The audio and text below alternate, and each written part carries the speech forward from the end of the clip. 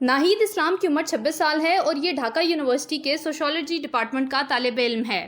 یہ حسینہ واجد کی پالیسیوں کا مخالف تھا۔ جون میں اس نے حکومتی پالیسیوں کے خلاف آواز اٹھانا شروع کی۔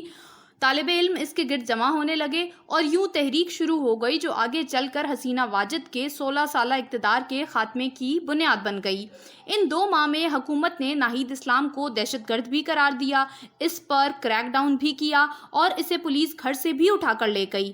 اس پر بے ایمانہ تشدد کیا گیا۔ یہ جب مکمل بے ہوش ہو گیا تو اسے ڈھاکہ کے ایک پل کے نیچے پھینک دیا گیا۔ اسے 26 جولائی کو ایک بار پھر گرفتار کر لیا گیا، لیکن اس وقت تک حالات بدل چکے تھے۔ پولیس خوف زدہ ہو چکی تھی، طالب علم آگے بڑھتے رہے اور حکومت پسپا ہوتی چلی گئی، اور یہ پسپائی آخر میں 5 اگست کو حسینہ واجد کے فرار پر ختم ہوئی۔ لیکن سوال یہ ہے کہ یہ حالات چند دنوں میں پیدا ہوئے تھے؟ کیا بنگلہ دیش میں چند دنوں میں تبدیلی آئی تھی؟ جی نہیں۔ 5 اگست 2024 کا بیج دراصل 7 دسمبر 1970 میں بویا گیا تھا۔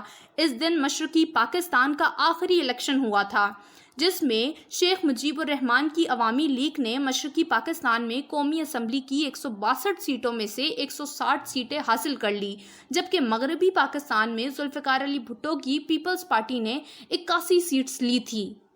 شیخ مجیب الرحمان کی اکثریت تھی۔ اخلاقی اور دستوری لحاظ سے حکومت کا اس حق تھا، لیکن صدر اور martial law administrator general Yahya Khan نے اسے یہ حق نہیں دیا۔ شیخ مجیب الرحمان اخلاقی، دستور اور سیاسی لحاظ سے درست تھا۔ ریاست کو اسے حق حکمرانی دینا چاہیے تھا۔ یہ معاملہ یہاں تک ٹھیک تھا، لیکن آگے چل کر شیخ مجیب نے جو راستہ استعمال کیا وہ غلط نکلا۔ وہ ریاست کے ساتھ لڑ پڑا اور اس کے نتیجے میں ملک ٹوٹ گیا۔ اس نے 16 دسمبر 1971 کو بھارت کی مدد سے پاک آرمی کو سرنڈر پر مجبور کر دیا۔ یہ مجیب الرحمان کی بڑی سیاسی غلطی تھی اور اس کا خمیازہ بعد ازاں اسے اور اس کی نسل کو بھگتنا پڑا۔ شیخ مجیب نے سقوط ڈھاکہ کے دوران عوام کو یقین دلایا تھا کہ بنگال مغربی پاکستان اور پاک آرمی کی وجہ سے ترقی کی دوڑ میں پیچھے رہ گیا ہے۔ ہم اگر مغربی پاکستان سے جان چھڑا لے تو ہم خوشحال بھی ہو جائیں گے اور ترقی یافتہ بھی۔ وہ بنگالیوں کو بھارت کے قریب بھی لے آیا تھا، اور اس کھیل میں وہ یہ بھول گیا تھا کہ بنگال پنجابیوں سے زیادہ بھارت سے نفرت کرتے تھے۔ یہ پنجاب مغربی پاکستان کے ساتھ 24 سال نکال گئے، مگر یہ بھارت کے ساتھ 10 سال بھی گزارا نہیں کر سکے۔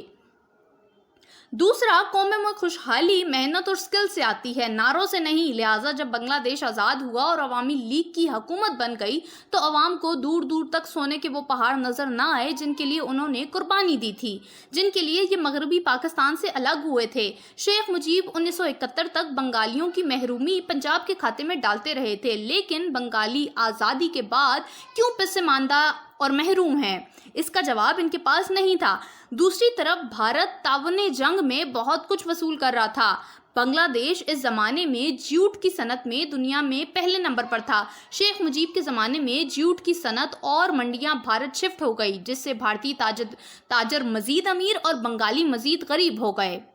عوامی لیگ نے کیونکہ آزادی چھینی تھی، لہٰذا یہ سیاسی جماعت سے گنڈا پارٹی بن گئی اور اس کے کارندوں نے ملک بھر میں قبضے شروع کر دیے۔ کرپشن اور غنڈہ گردی بھی عام تھی۔ شیخ مجیب اور بھارت دونوں بنگالی فوج کے خلاف تھے۔ ان دونوں نے مل کر فوج کو بھی رگڑ لگانا شروع کر دیا۔ اس کھیل کا اختتام 15 اگست 1975 کی رات ہوا۔ بنگلہ دیشی فوج کا ایک دستہ دھان منڈی میں شیخ مجیب الرحمان کی رہائش گاہ پر پہنچا اور اسے اس کے خاندان، ملازمین اور دوستوں سمیت قتل کر دیا۔ آپریشن کے بعد شیخ مجیب کی لاش گھر کی سیڑھیوں پر پڑی رہی۔ اس کی 2 بیٹیاں حسینہ اور ریحانہ ملک سے باہر تھی، یہ بچ گئی، جبکہ باقی خاندان ختم ہو گیا۔ بنگلہ دیش میں اس کے بعد انارکی شروع ہو گئی اور یہ مختلف وقفوں میں 2024 تک جاری رہی۔ حسینہ واجد نے 1981 میں سیاست شروع کی تھی۔ یہ والد کی جماعت عوامی لیگ کی سربراہ بنی اور پھر مارتی دھاڑتی آگے بڑھتی چلی گئی۔ یہ 2024 تک مجموعی طور پر 20 سال بنگلہ دیش کی وزیر اعظم رہی اور یہ اس لحاظ سے دنیا کی واحد طویل المدت خاتون وزیر اعظم ہے۔ ان کا آخری دور 2009 سے شروع ہوا اور 2024 تک مسلسل 15 سال جاری رہا۔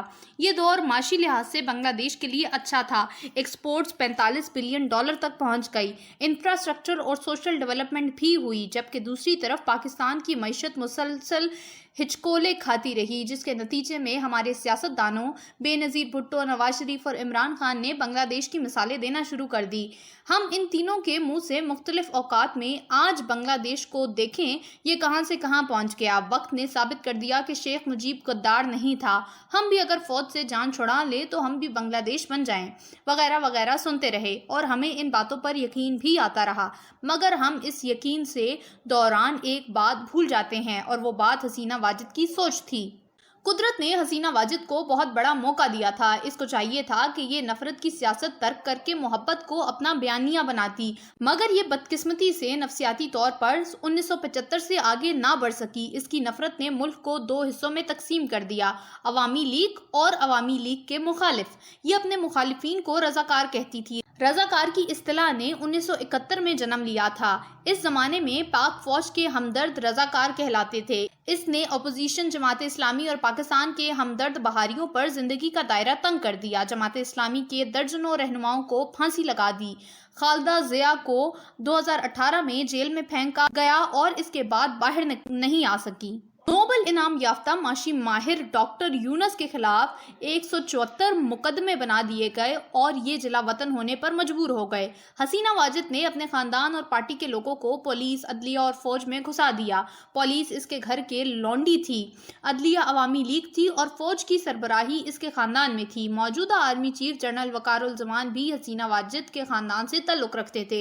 इसने एक बार नवाज शरीफ से कहा था, हमारी फौज जिस दिन काकुल अकेडमी से पास आउट होने वाला आखिरी कैडेट रिटायर हुआ, हमने इस दिन तरक्की का पहला जीना तय किया।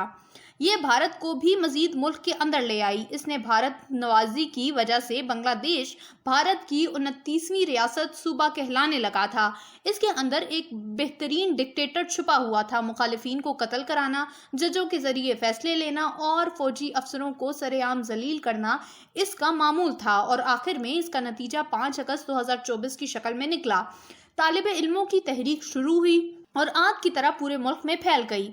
वजीर आजम ने 23 जून को अपने रिश्तेदार जनरल वकारुल जमान को आर्मी चीफ बनाया था। इसका ख्याल था कि इसकी हुकूमत सियासत और माल और दौलत की हिफाजत करेगा, लेकिन सिर्फ 1.25 माह बाद जनरल वकारुल जमान इसके सामने बैठा था और इसे मशवरे दे रहा था, मैडम आपके पास सिर्फ 45 मिनट हैं, आप इस्तीफा देकर निकल जाएं वरना हजूम वजीर आजम हाउस में दाखिल होकर आपको कत्ल कर देगा।